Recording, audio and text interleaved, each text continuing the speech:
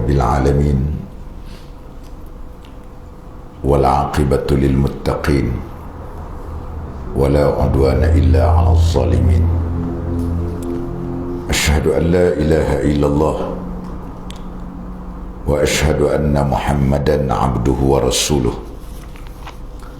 Allahumma salli wa sallim wa barik ala Muhammad wa ala alihi wa ashabihi wa man tabi'ahum bi ihsanin ila yaumiddin. Yang saya katakan si Al-Fadhil Ustaz Al-Ghazali selaku pengurusi majlis, yang saya hormati Al-Fadhil Tuan Imam Ustaz Mazin dan seluruh pimpinan PAS di peringkat cawangan, semoga diberikan rahmat oleh Allah Subhanahu wa ta'ala. Tamanya marilah sama-sama kita merafakkan syukur pada Allah. Pada malam ini kita dapat bersama-sama berada di dalam satu majlis zikrullah, majlis untuk kita mengingatkan diri kita kepada Allah Subhanahu wa ta'ala. Di samping kita dapat untuk bertemu mata dan beramah mesra di kalangan kita, semoga ianya akan mendatangkan kebaikan yang bermakna kepada kita semua. InsyaAllah pada malam ni saya nak membincangkan berkenaan dengan keadaan ataupun ciri-ciri sifat orang-orang yang derhaka dengan orang-orang yang soleh, orang yang baik.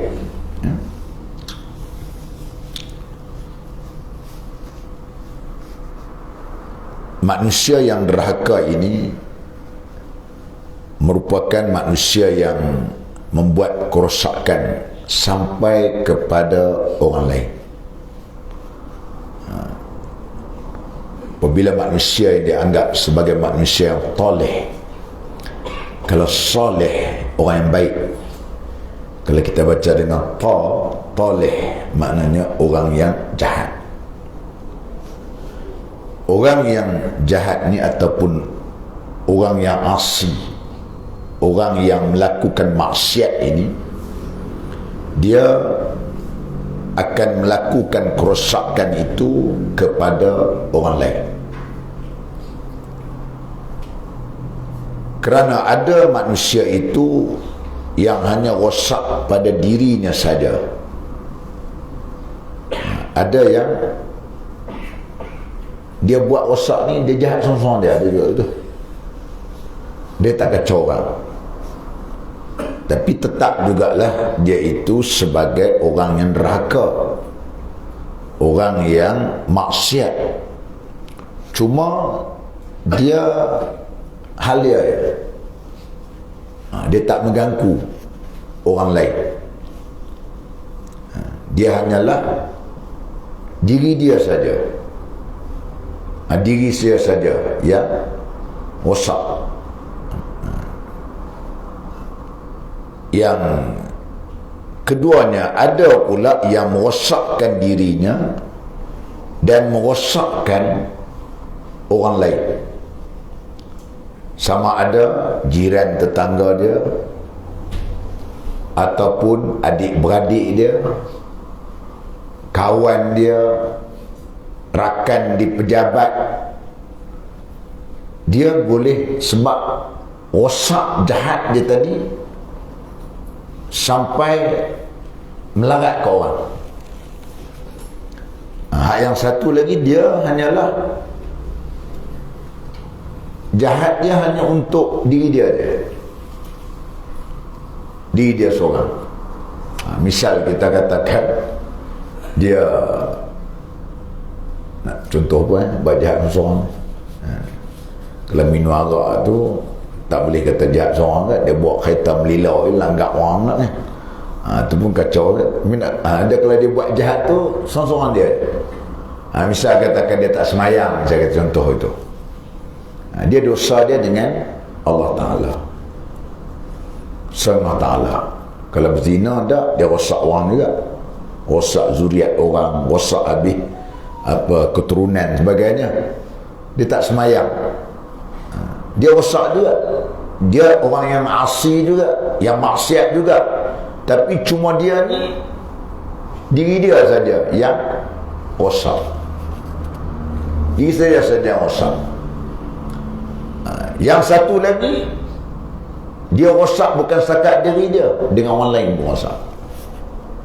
Dia boleh mempengaruhi orang lain menjadi rosak dengan sebab perbuatannya. Sebab perbuatan dia tadi menjadi rosak habis masyarakat. Sebab tu di dalam Islam, dia apa benda sekalipun maslahah ammah, masalah umum itu muqaddam, didahului daripada min maslahat khassah, daripada maslahat individu, daripada maslahat individu. Macam waktu macam kita katakan, macam hari ni orang dia heboh berkenaan dengan Oktoberfest.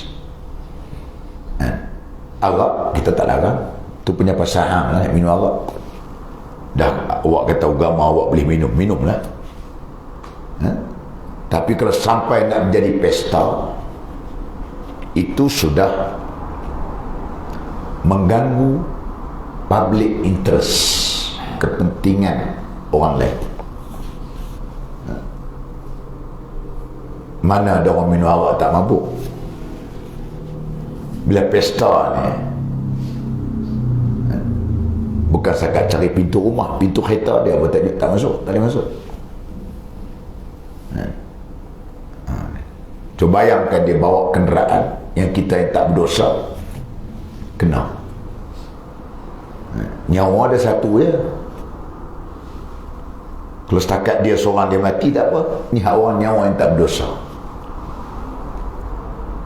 Sebab tu ikutlah mana-mana undang-undang sivil pun, dia utamakan hak kepentingan masalah ammah lagi. Kadang-kadang kalau kita pergi, saya pernah pergi di UK dulu, di London, pernah naik kereta kawan tu, naik tengah malam. Dia nak test tengok hak driver kita tu mabuk tak mabuk. Dia suruh cari kunci dekat mana. Tadi lah dia berhenti kan, ada tengok, suruh tunjuk kunci dekat mana.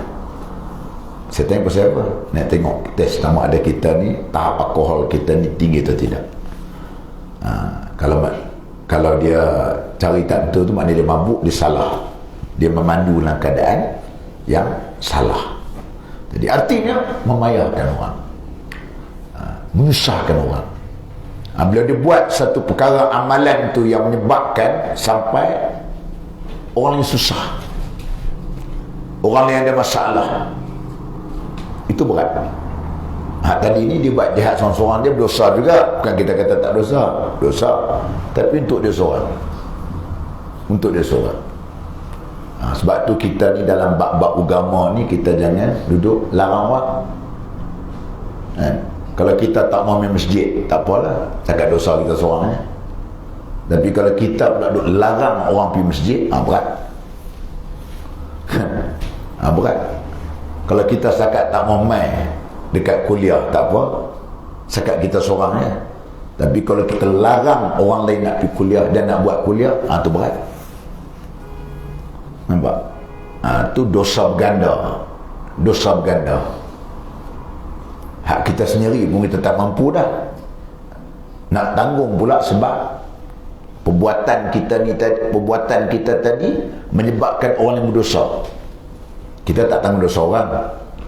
Kerana Allah Quran kata, wala taziru waziratun wizra ukhra, kata Allah. Kamu tidak akan tanggung dosa orang lain. Tetapi kalau kamu, perbuatan kamu tu tadi menyebabkan orang lain melakukan dosa, maka sebenarnya kamu menjadikan dapat gandaan dosa. Gandaan dosa. Gandaan dosa. Kita tak ada pergi, tak apa, seorang kita je. Kita dengan Tuhan. Tapi apabila kita ni membabitkan orang lain, kita akan dapat pembalasan daripada Allah Subhanahu wa ta'ala.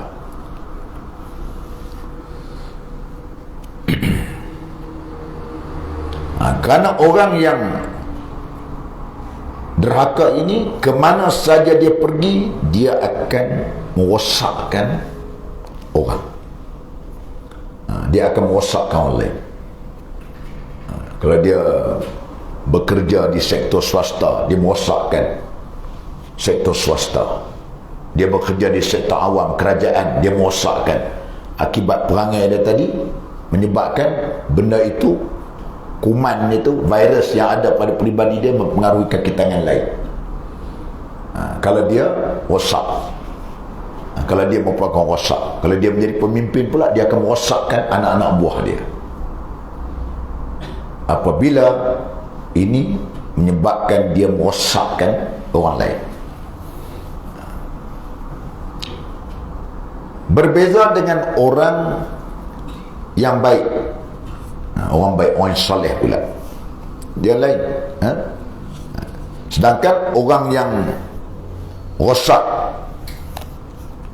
ini, dia akan menjadi, kita katakan tadi, kuman. Penyakit itu akan melarat kepada orang.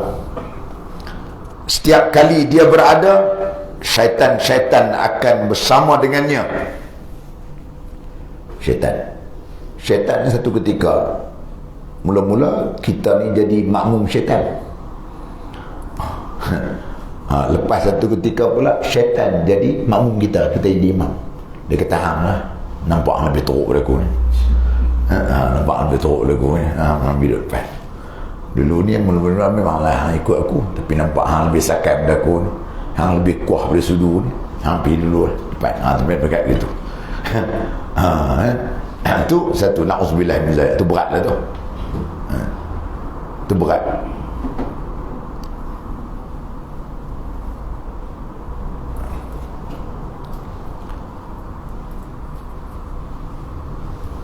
Baik. Manakala orang yang soleh pula, orang yang baik pula, kemana saja mereka pergi, mereka akan menyebarkan kebaikan dan akan mendapat keberkatan. Mana saja mereka pergi, di sana kita akan tengok mereka adalah merupakan orang muslih. Maksud muslih ni orang yang menjadi orang yang baik. Muslih, orang yang baik. Dia menyebabkan, menjadikan kita dapat tengok terdiri dari kalangan yang boleh memberikan kebaikan kepada orang lain. Mana-mana saja dia pergi. Contohnya paling hebat sekali para rasul lah. Rasul ni manusia, insan yang terpilih, manusia yang terpilih, yang tidak ada tolak banding di sana. Kalau kita tengok di mana-mana rasul dibangkitkan, di situ dia akan membawa, dia islahkan, dia memperbaiki masyarakat. Begitu juga kalau orang baik. Kalau dulu-dulu kita tengok orang-orang alim, pondok-pondok, kalau kampung tu ada pondok, ada tok guru yang disegani.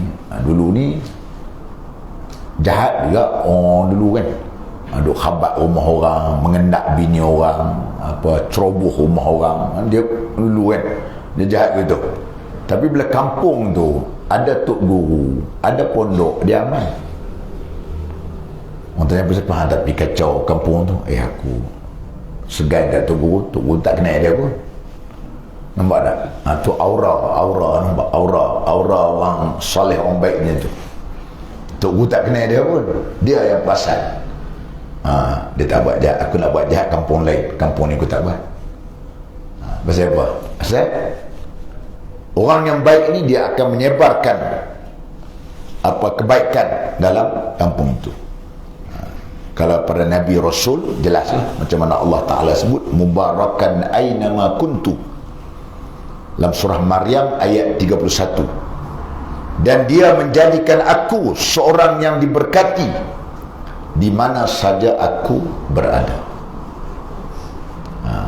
Ini para Rasul ni mereka duduk di mana-mana tempat, di situ akan ada keberkatan dalam kehidupan masyarakat ni tadi. Akan ada kehidupan dalam masyarakat. Karena apabila di mana saja mereka tinggal, mubarakan aynama kuntu, keberkatan itu akan melimpah dalam masyarakat. Kalau orang cakap dalam teori ekonomi, dia panggil spillover. Spillover ni macam dia buka satu, orang panggil apa, kalau bandar baru dia buka, maka di situ kita tengok akan berlakunya perkembangan ekonomi, kedai-kedai wujud bagainya kan. Itu dipanggil limpahan ekonomi itu berlaku. Sebab ada bandar baru ataupun dibuka universiti, ada sekolah, ada taman, di situ akan kedai-kedai itu akan ada kedai runcit, ada kedai makan. Itu limpahan. Sama juga orang yang soleh ini, dia baik, akan berlakunya spillover, yang limpahan rahmat itu ada kepada orang keliling dia tadi, masyarakat keliling dia tadi.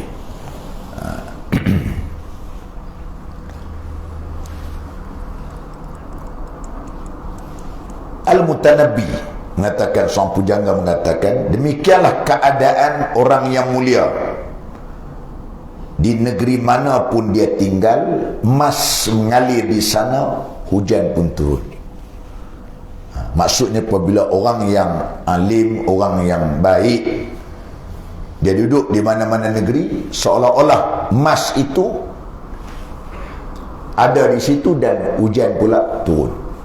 Nak menggambarkan tentang limpahan dengan sebab orang yang saleh, orang yang baik ni tadi. Orang yang mulia apabila duduk dalam satu majlis, maka majlis itu berubah menjadi salah satu daripada telaga syurga.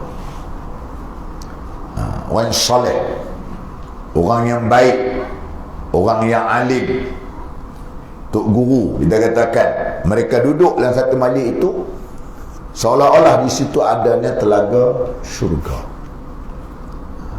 Kerana majlis ilmu itu ialah salah satu daripada disebut sebagai raudah min riyadil jannah, salah satu daripada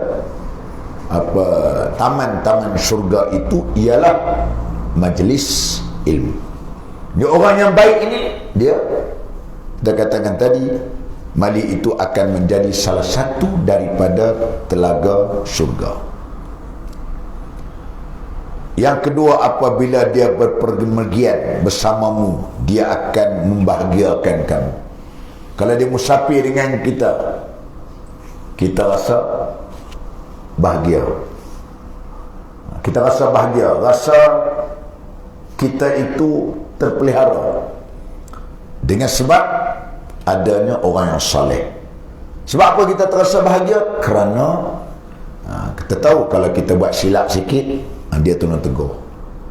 Kalau kita ada buat salah sikit, dia tolong perbetulkan.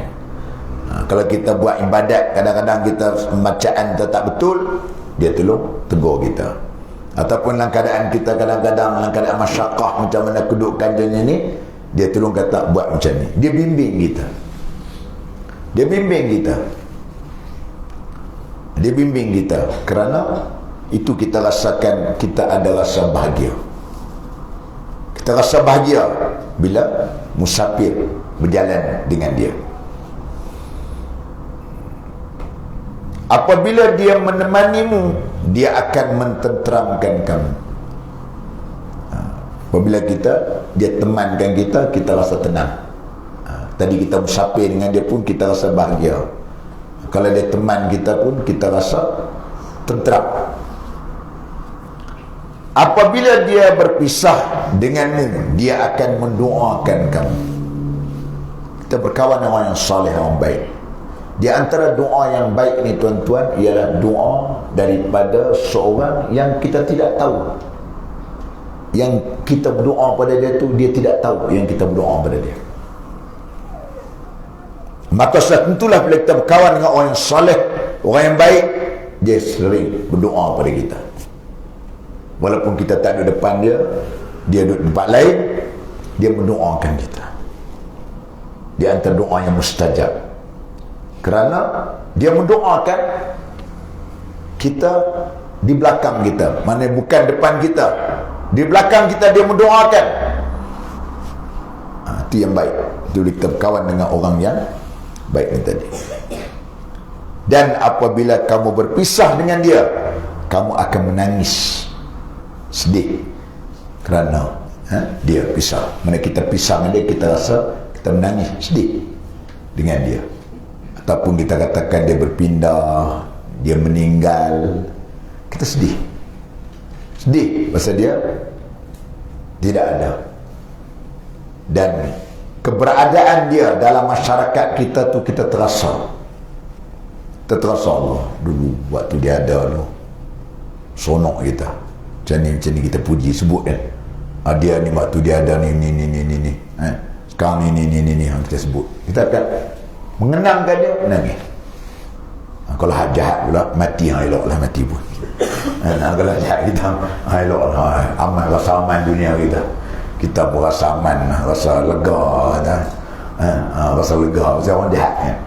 Jadi kalau orang baik ni kita rasa nangis, kita rasa satu kehilangan daripada kita sendiri. Ni apabila nak menggambarkan tentang orang yang mulia ini, itu suasana ataupun kedudukan kita dengan dia.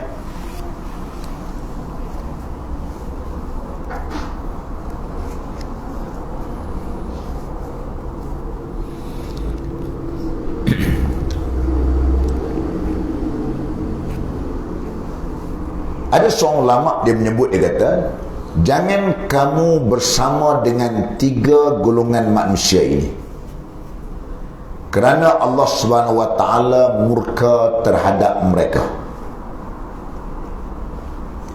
Dia kata jangan kita duduk rapat berkawan dengan orang macam ni. Kawan. Kecuali lah kalau kita berkawan dengan dia tu, kita tu ada orang panggil apa? Immunity kuat tak apalah. Macam kita duduk sebelah orang sesemua batuk sebagainya, ataupun orang tu kena penyakit COVID sebagainya tu, dia tak kena tu pasal dia antibody dia kuat, tak apalah. Ataupun yang keduanya pula, kita berkawan dengan dia tu pasal kita nak jinakkan dia lain. Tapi yang ni rumusan dia secara umumnya, dia kata jangan berkawan dengan orang 3 orang, dia kata. Yang pertama ialah jangan kamu bergaul dengan orang yang bermaksiat kepada Allah, kerana dia telah memutuskan tali antara dia dengan Allah Ta'ala. Pertama dia kata, kamu jangan berkawan dengan ahli maksiat yang derhaka dengan Allah. Sebab apa kamu tak boleh kawan dengan dia? Kerana dia itu telah memutuskan tali dia antara Allah Ta'ala.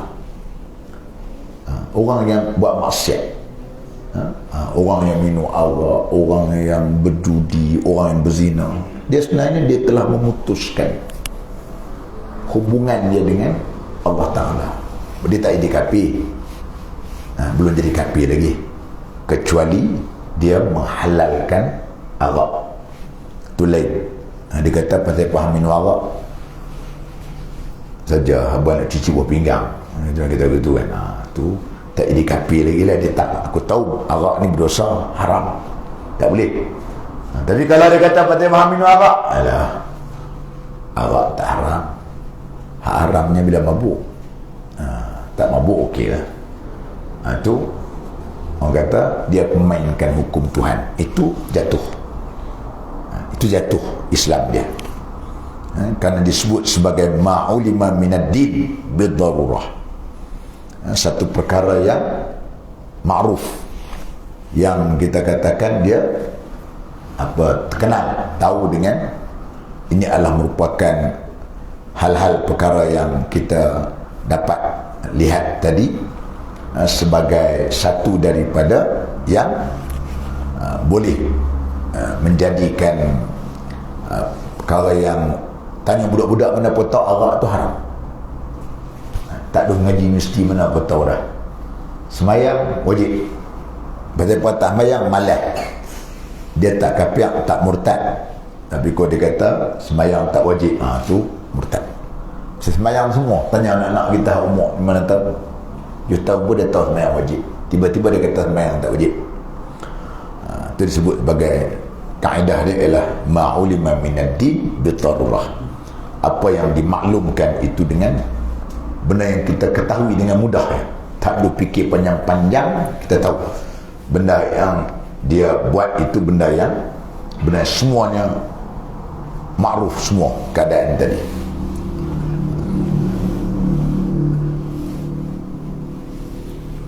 Itu satu dia kata, kamu jangan bergaul dengan ahli maksiat ni pasal dia memutuskan hubungan dia dengan Allah Subhanahu Wa Taala. Tak boleh.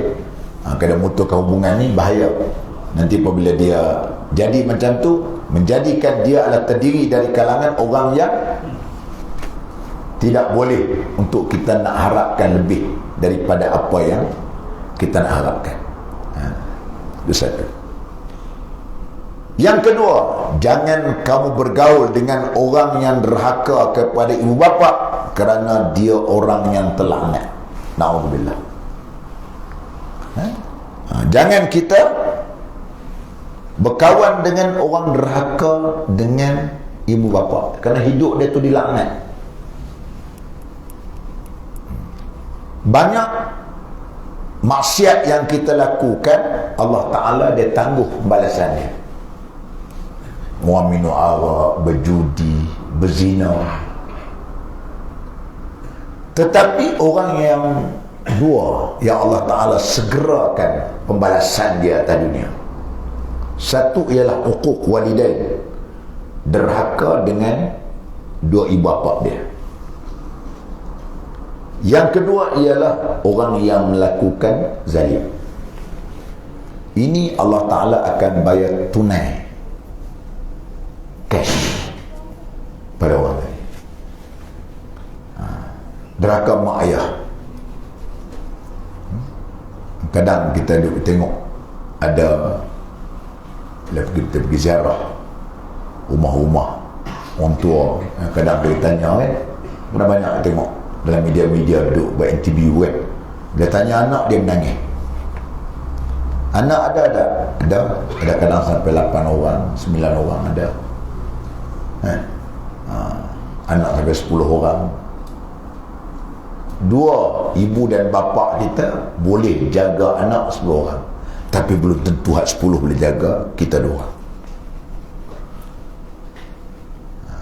Sebab tu orang derhaka mak ayah ni orang yang dilaknat. Bila kita berkawan dengan dia tu, dengan kita dapat karan dia. Karan dia tu boleh dapat juga. Jadi hidup dia tu tak ada rahmat langsung. Hidup dia tak ada rahmat, hidup dia dilaknat oleh Allah sebab derhaka mak ayah. Terkawan dengan dia, dengan kita pula dia kata akan dapat haba-haba dia tu.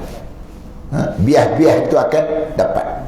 Jadi kerana kita derhaka kepada ibu dan ayah kita tadi. Itu sebab tu dia kata jangan kamu duduk berkawan dengan orang yang macam ni, dia kata.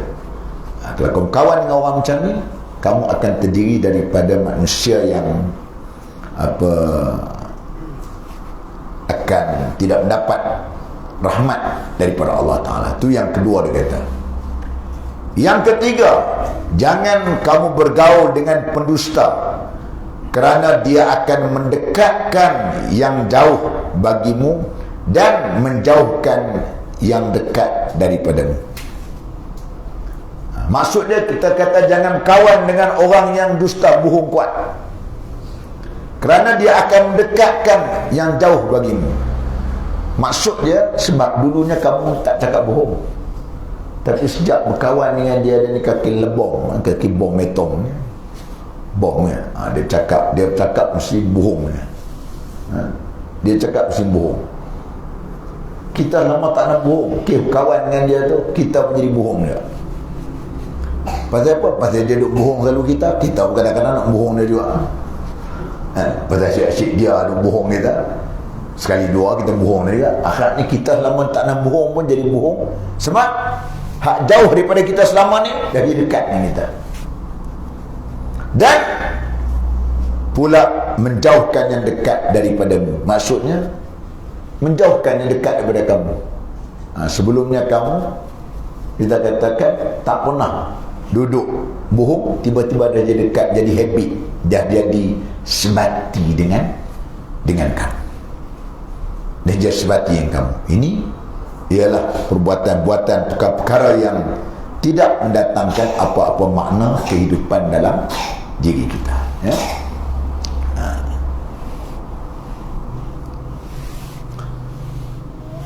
Baik. Kemudian kata pengarang ni kata, wahai kaum muslimin, nikmat yang Allah Ta'ala berikan kepada manusia ni terbagi dua.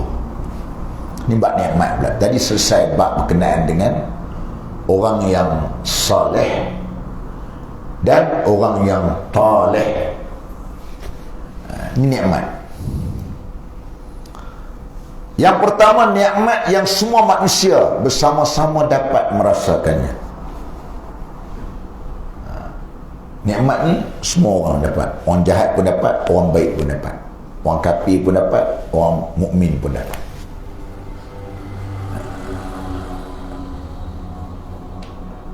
Ya? Sebab itu ahli tafsir menyebut, dia kata Allah Ta'ala bersifat dengan Ar-Rahman, pengasih. Pengasih itu orang Islam pun dapat, orang kafir pun dapat. Tapi Ar-Rahim untuk orang beriman saja. Ada nikmat yang semua orang dapat. Semua orang dapat.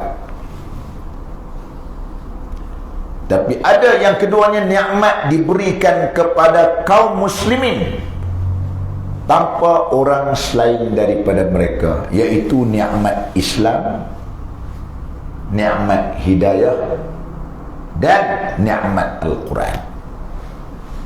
Ini nikmat ni khusus kepada orang yang beriman saja. Beriman saja. Orang beriman, dia akan memperolehi nikmat ini. Dia akan dapat nikmat ini. Dia dapat nikmat Islam dan juga nikmat hidayah serta nikmat Quran. Kita ni syukur banyak sebab kita dapat nikmat Islam. Nikmat yang paling besar sekali. Nikmat Islam, nikmat iman paling besar sekali. Walaupun kita tahu ada harta banyak itu nikmat, pangkat besar itu nikmat, kereta besar itu nikmat, rumah besar itu nikmat, tapi tidak ada makna artinya kalau kita tidak ada nikmat Islam. Kalau kita tidak ada nikmat Islam, tidak ada artinya di dalam kehidupan kita. Kita perlukan kepada nikmat ini. Nikmat inilah nikmat yang paling berharga sekali. Bukan semua orang dapat. Inilah nikmat yang Allah Subhanahu Wa Taala berikan kepada orang-orang yang beriman sahaja, dan orang-orang yang terdiri dari kalangan manusia yang dipilih oleh Allah Subhanahu Wa Taala saja yang akan dapat nikmat ini. Kalau kita nak nikmat ini, maka tentulah yang kita selalu kita minta supaya Allah Subhanahu Wa Taala berikan kepada kita hidayah petunjuk ini kekal. sepanjang masa. Sepanjang masa kita kekalkan sepanjang masa. Itu yang kita minta sehari semalam 17 kali kita minta. Ihdinas siratal mustaqim, tunjukkanlah kepada kami jalan yang lurus. Maksud jalan lurus dulu ialah jalan Islam. Kita minta 17 kali kita doa. Sebab tu semayang ni, maksud semayang daripada as-salah ni mana? Ya doa. Yang dikata semayang itu ialah doa. Semayang itu ialah doa. Sebab tu semua bacaan kita dalam semayang itu merupakan doa. Kita berdoa dengan Allah. Kita minta kepada Allah Ta'ala petunjuk hidayah yang kita nak buat benda tu. Tidak ada benda yang lain melainkan kita minta supaya Allah Subhanahu Wa Ta'ala berikan kepada kita hidayah, petunjuk yang jelas. Ini yang kita nak. Yang kita pohon melalui bacaan kita ketika kita melaksanakan apa solat ni tadi, kita baca. Ini nikmat-nikmat yang Allah Subhanahu Wa Ta'ala berikan kepada kita. Jadi itulah tuan-tuan yang saya kasih sekalian, itu sebagai mukaddimah untuk perbincangan kita pada malam ini. InsyaAllah kita buka soal jawab dari kalau ada benda-benda yang lain. Kita tangguhkan dulu, lebih boleh maafkan. Aqul qawli hadza wa astaghfirullahal azim wa lakum. Wassalamualaikum warahmatullahi wabarakatuh.